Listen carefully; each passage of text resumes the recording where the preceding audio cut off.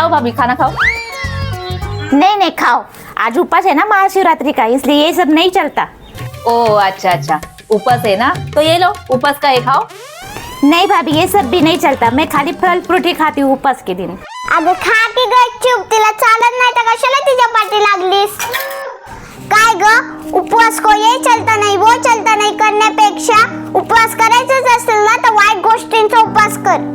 त्याच्यासाठी खोटं बोलणे, दुसऱ्याची निंदा करणे, कोण पुढे जात असेल तर त्यांचा पाय धरून मागे वळणे,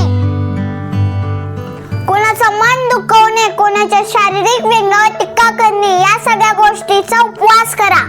हो अगदी बरोबर आहे. उपाशी राहून उपवास केला नाही तरी चालतो.